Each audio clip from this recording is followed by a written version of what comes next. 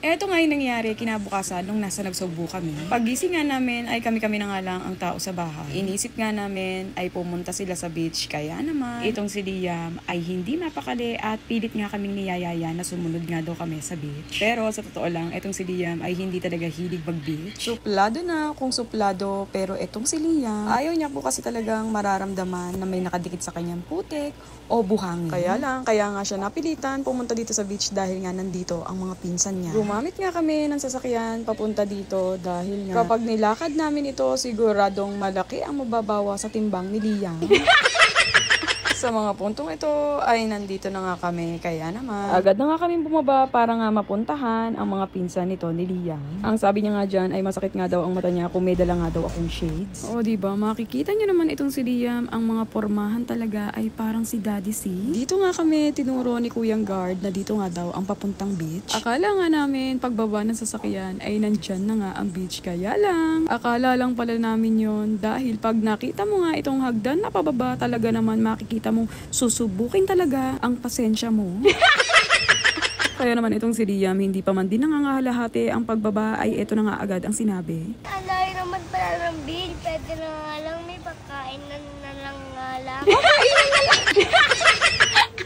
O diba, wala pa man din na burn na pots dito kay Liam, ay pagkain na nga agad ang hana. Maganda nga itong beach, kaya lang nung dumating nga kami dito ay kasalukuyang nililinis ito dahil nga sa nagdaang bagyo. Sa pagkakataong ito nga ay pinipilit nga ni Tito Abet si Liam na hubarin ang sleepers para nga daw ma-feel niya yung sand. Kaya lang, ang sagot nga dyan ni Liam ay ayaw niya nga raw. Pinakita nga ni Tito Abet kay Liam na naghahawak nga itong sila Tito Jopet ng sand at gawin nga din daw ni Liam. Kaya naman, nabago nga ang isip ito ni Liam at nagyapak na nga. Hindi nadididay ako sa sand. Ay, it's okay anak, it's okay. Kasi it's wet, but it's okay.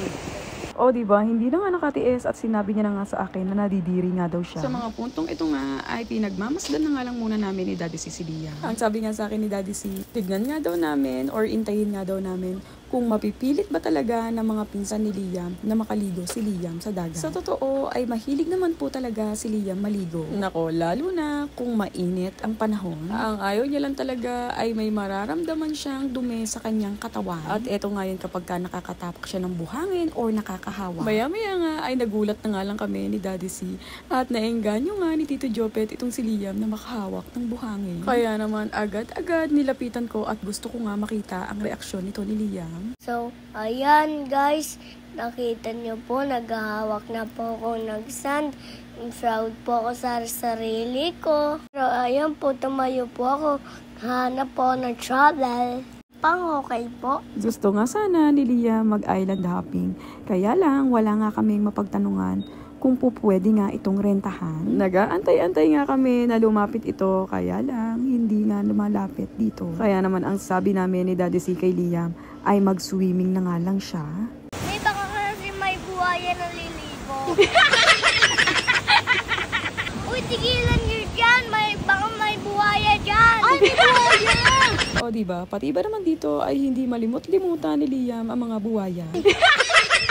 Mga ilang minuto nga lang, naglaro-laro dito si Liam at pagkatapos nga ay nagyaya na nga siya bumalik sa bahay. Mami, punta na tayo kay Tita Tessa.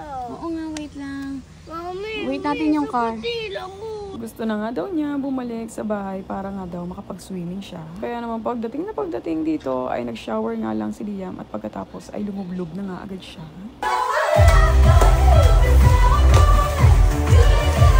Inabot nga si Liam ng gabi sa pagsuswimming, kaya naman nagutom siya. Sobrang sinulit ni Liam ang pag-i-stay niya dito, kaya naman hanggang gabi talaga siya nag-swimming at hindi talaga siya nagpaawa.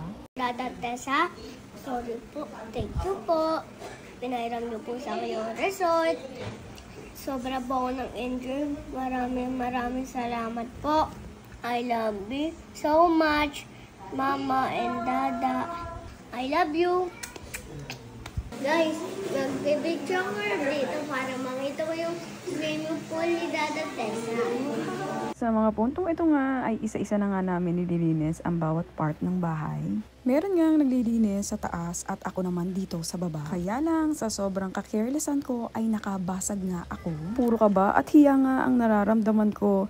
At isa pa, pinapagalitan nga ako ng pinapagalitan ni Daddy C. Ang sabi nga ni Daddy C ay hindi ko nga daw tinariple ang ingat ko. Todo nga ang saway ko sa mga bata pero ako naman pala ang makakabasa. Nakailang try nga ako mag-message kay Tita Tessa. Kaya lang, pagka okay na nga yung chat ko ay hindi ko nga maisend dahil nga nahihiya ako. Nako, isama mo pa nga ang panenermo ni Daddy C na may kasamang konsensya, pati na nga rin itong si Liam. O diba, talaga naman nagtandem pa nga itong mag-ama. Kung alam nyo lang, kung pwede nga lang ako lumubog sa kinatatayuan ko that time, ay gusto ko na nga lang lumubog. Bago nga kami umalis dito, ay nagpunas-punas nga kami ng iba-ibabaw, nagmap kami at nagwalis at nilinis nga namin ito sa abot ng aming makakaya. Kaya lang, may mga bagay din talaga na minsan hindi natin talaga inaasahang mangyayari. Yung feeling na hindi mo naman pinlano o hindi mo naman ginusto, kaya lang talagang mangyayari at mangyayari. Humingi nga ako ng pasensya kay Tita Tessa at Tita Marge sa nangyari. Naku, sobra talagang nakakahiya dahil nga yung base na yon ay may mga partner. Matapos nga namin mag-imis-imis dito sa bahay, ay nagpaalam na nga kami sa caretaker na si Kuya Jess. Marami na nga rin ako hindi na video dahil nga na-stress nga ako doon sa nabasag ko. Kaya lang, mas dumoble nga ang stress ko noong nasa Tagaytay na nga kami. Dahil nga nung nag-stop kami sa Tagaytay, ang sabi nga ng mga kapatid ko ay may naiwan daw sila sa bahay na isang bag na may kasamang wallet at lisensya. Nako, stress